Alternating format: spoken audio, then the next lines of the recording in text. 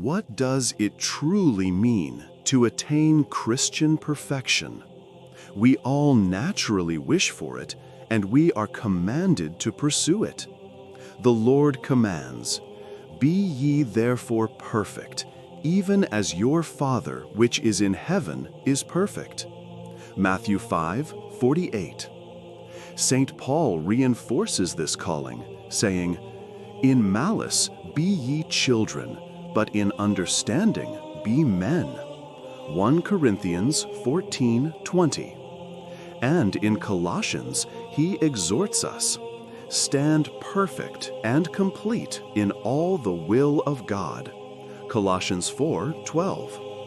Even the Old Testament confirms this divine command.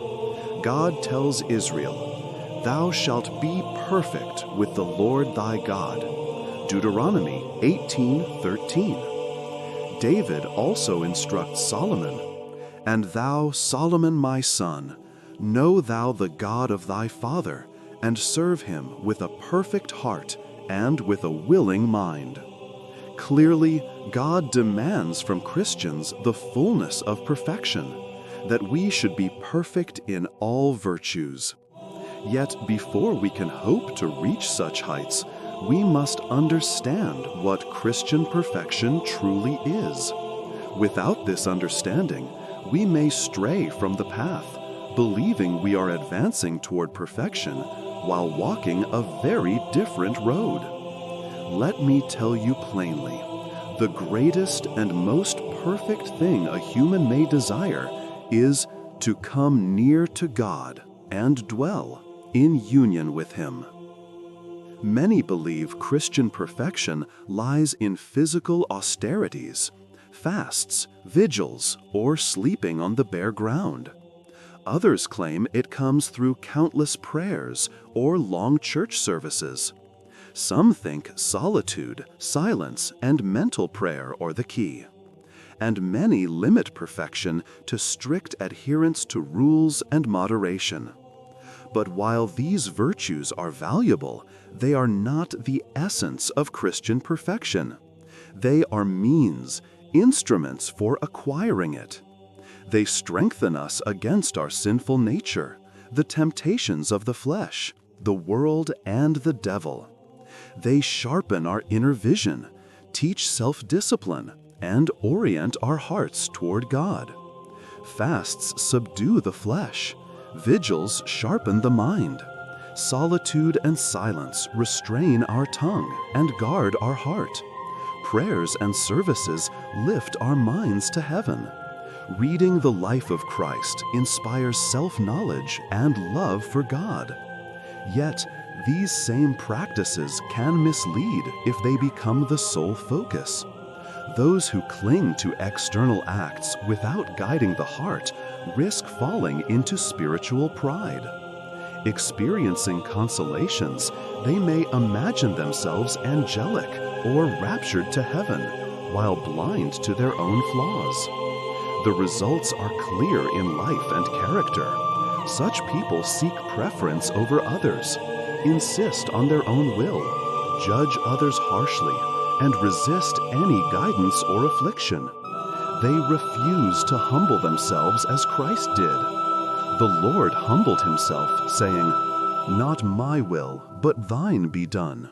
Luke 22:42. He prayed, "Our Father, thy will be done in earth, as it is in heaven."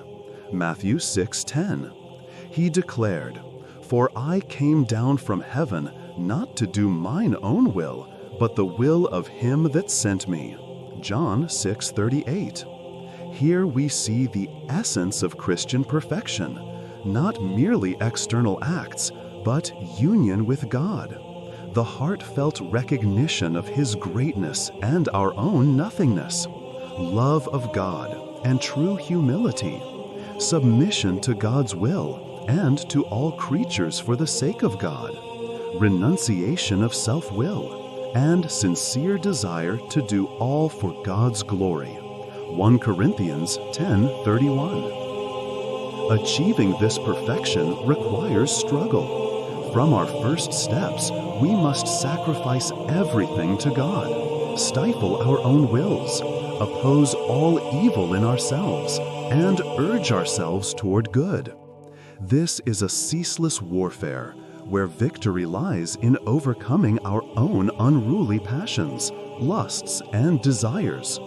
The glory of this victory is immense and pleasing to God, far surpassing even the most extreme acts of outward asceticism or heroic charity, if our inner life remains enslaved by passions. To equip ourselves for this spiritual battle, 4 dispositions are indispensable, like invisible weapons of the soul. Never rely on yourself. Bear an unwavering trust in God alone. Strive without ceasing, and remain constantly in prayer. These form the heart of the inner warfare that leads to true Christian perfection. Prepare yourself for this journey. The path to union with God is demanding, yet the reward is divine. A life transformed, a heart purified, and a soul united to God. This is the call to perfection, the blessed yoke of Jesus Christ, and the crown reserved for the valiant among the warriors of faith.